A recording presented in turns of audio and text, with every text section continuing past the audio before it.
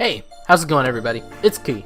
And holy crap, we got a new Bleach chapter. I took this time to just kind of sit down, read the chapter over a few times, really gather my thoughts so I can put out this video for you all to enjoy today. Now, I'm not the greatest theorist, I'm not the greatest explainer or memorizer of names and places within the Bleach universe, so you'll have to try to bear with me because I'm not going to get super philosophical with a lot of this stuff, because right from the get-go on this very first page, it seems like some kind of analogy for something that we don't completely understand yet. We get to this point where Kazui's asleep in bed, we get a little look at Orihime, she's doing well, and Kon is there. We haven't seen Kon in a really long time. He was kind of tossed a little bit towards the end of Bleach, and he was really shredded last time I remember. So he has slimmed down to his regular size. I really have no idea what was going on with Buff Kon back then, but now he's back to his good old little lovable self. And from there he kind of becomes like a little mentor and guardian to Kazui, because Kazui seems to be getting into a lot of trouble lately, especially with his newly acquired Soul Reaper abilities. We see him run off to this guy who he calls Uncle, but he says he's 15. It's just really a hysterical kind of situation. Kazui ends up escorting him to this shrine area, performs a ritual, and sends him off to what I thought at first might have been Soul Society, because that's just where everyone goes. I think anyone does.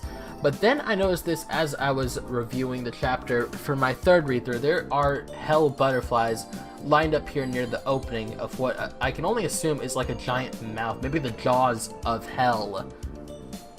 He sends the soul and he says, "It's alright, everyone's there."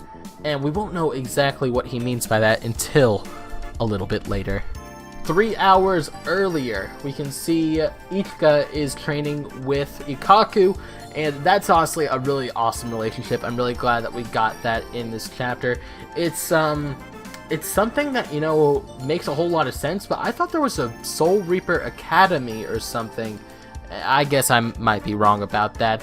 We get a jump shot over to where Renji is. He's on like this new Soul Society cell phone type thing that Urahara ended up inventing, and that's just really cool. We get Rukia shows up with her nice new ponytail look. Everybody looks great, man. I'm just so happy to see everyone again in the first chapter I'm seeing live as it releases. It's just a really great feeling to me. For someone who hasn't really grown up reading the manga as it came out, it's just nice. I don't know. A lot of more banter and such, and they start talking about the ceremony that has to occur between with a hollow, but all over the place the captains are talking to their vice captain about this new event that's happening. We jump to the 7th Division barracks and we're revealed with a brand new character, the new 7th Division Vice Captain Atu? I don't know how to pronounce it. Anyways, he's deaf, you know, he's got something with birds, he's got an ability that Pokesol, one of my friends, did a video on. I will link that down below if you guys are more interested in finding out about his character. They get sent to the world of the living. Ichigo joins up with them as a substitute Soul Reaper because he's in charge of Karakura Town. Was supposed to attend the ritual, and you know, we get a lot of more banter between Renji and him. I don't know what it is, but Kubo really wanted to put Renji and Ichigo together again and show them all the love, but he really kind of left out a lot of characters like Uryu, Chad, and I really would have loved to see them in this. Hey, so sorry to jump in right in the middle of the video, but as you might notice with the editing, I am cutting out quite a bit of my initial thoughts from this chapter, purely because it's a lot of work to edit this and I'm already way behind schedule. Also because a lot of it won't really make a ton of sense. If you guys would like to see like a fully released uncut audio version of my thoughts, I can put that out as well. If you guys want that, comment down below. But honestly, a lot of the stuff I'm saying really doesn't make a whole lot of sense, isn't really worth talking about, and ultimately is just being left out of this video. So with that being said, let's get back to it. Stuff. We got another shot of the hell butterfly. These things keep on popping up all over the chapter, and they are very involved. And from there, we got ourselves a nice look, a nice little panel of a hollow sneaking up on Renji and Ichigo, and they can't see it or sense it, which is super weird. Ichigo kind of, you know, sees this, warns them, they dodge out of the way, and a fight ensues. And I just like to say something about these hollows. They are not your conventional hollows. You cannot tell me that they are. I think that they are hollows from hell, and I am therefore deeming them as hellos. Yeah, no, I know, it's a dumb idea, whatever. Suddenly, a crack opens in the sky like it has so many times before above Karakura Town in dramatic fashion, and out from it emerges an enemy that we have not seen in a really, really long time. Zalaporo? I don't know.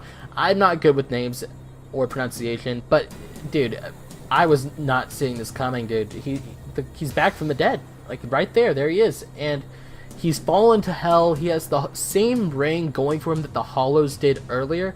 He has kind of dropped his whole talk of being perfect, but he definitely has a vengeance towards Ichigo and Renji. But Ichigo shows up, kicks his butt. Ichigo says, "Who the hell are you?" And I've seen memes of that all over the place. And then the very disturbing truth is revealed by the new head captain, that all of the past users of very high reishi spiritual pressure have been banished to hell, and they cannot return to Earth or Soul Society. So all of the really, really powerful baddies that we have seen, including all of the really cool good captains and stuff, have all been sent down to hell. And Zalaporo, or whatever his name is, I'm just gonna call him Zay, has said that the people that we didn't really expect to ever see, and it's just mind-blowing when you think about all the possibilities. And then that's cut short because he's shot through the heart, and we all know who's to blame. It's Ukitake Jushiro, the guy, the man, the myth. He was the 13th squad captain, I believe. I'm again not very good with numbers, but he throws his sword, and we know this is his sword because it's a very distinct design, through the gates of hell and reels back Zay through. He says another very cryptic line, that hell has always been nearby. There's no way you haven't noticed. Haven't you ever wondered why the butterflies that guide Soul Reapers have hell in their name? Therefore revealing that hell butterflies are very, very important to this new arc. And that's why there's a lot of theories going around, a lot of speculation and information videos. Hell butterflies are known for guiding Soul Reapers to and from Soul Society. And you know, the Hell Gates making an appearance at the end of this chapter is also not the first time that we've seen that. It showed up in a really early episode, an early chapter, one time. I can't remember what chapter that was exactly, but it was pretty not important, but it's always been there. It has always been there. And I just feel like nobody really saw this coming. I mean, there's always going to be someone saying, "Oh, I knew this was going to happen," but really, I don't think anyone ever saw a new Bleach chapter coming, and it confirming basically a whole new arc. I mean, you can't leave the story off like this, Kubo. There's just no way you can. So, Bleach, the New Breaths from Hell, Howl from the Jaws of Hell arc begins. I have a very high feeling that Kazui is going to play a very big, important role in this. It's going to be good to see Ichigo again, and Renji, and all the gang going back at it again. I really want to see Uryu again, because I really want to know how the ending of Bleach affected him, ultimately, because I felt like we didn't see him at the end of Bleach either. But yeah, guys, ultimately, what are your thoughts after this new chapter? Leave all of them down below, and you can expect a lot more Bleach content from me coming forward. In fact, after this one goes up, you can expect a new one showing up sometime this week. I'm going to be covering Orihime and her character a little bit with a little bit of a rant video, because I am tired of seeing all the slander on her. But anyways, yeah, guys, I've been Key, and until next time, you all have yourselves a damn good one, and I'll see you in the next one. Peace.